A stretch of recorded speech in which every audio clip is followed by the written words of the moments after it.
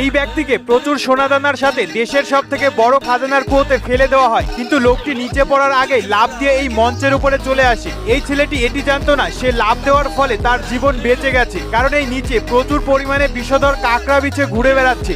আজ পর্যন্ত নিচে পড়ে যাওয়া মানুষ কেউ বাঁচতে পারেনি। এই ছেলেটি তাকে সামলায় আর সামনের দিকে এগিয়ে যায়। সামনে দেখতে পাই একটি চকচক করতে থাকা হিরে। ছেলেটি কোনো তাড়াহুড়ো করে না, কারণ তার সামনে তিনটে বড় বড় বাধা ছিল। বলা হয়েছে যারা আজ পর্যন্ত এই হিরেকে আনতে গেছে তারা কেউ বেঁচে ফেরেনি, কিন্তু ছেলেটি আগে থেকেই রেডি হয়ে এসেছে। ছেলেটি নকশা বার করে আর প্রথম রাস্তার রহস্য উদ্ঘাটন করে ফেলে। ছেলেটি প্রথমে মশাল জ্বালায় আর সেটিকে তার পিছনের দিকে নিয়ে তার ছায়াকে মাটিতে ফেলে। যখনই তার ছায়াটি এই কাচের টুকরোর ওপর পড়ে তখনই দুই সাইডে দুটো ব্রিজ থেকে চাকু বার হয়ে দুটো ব্রিজ এক জায়গায় হয়ে যায়। এটি দেখে ছেলেটি খুবই ভয় পেয়ে যায়, কিন্তু তাও নিজেকে সামলে নেয়। সাথে সাথে ছেলেটির মাথায় একটি বুদ্ধি আসে, সে মশালটিকে তার মাথার উপরে নেয়, যার কারণে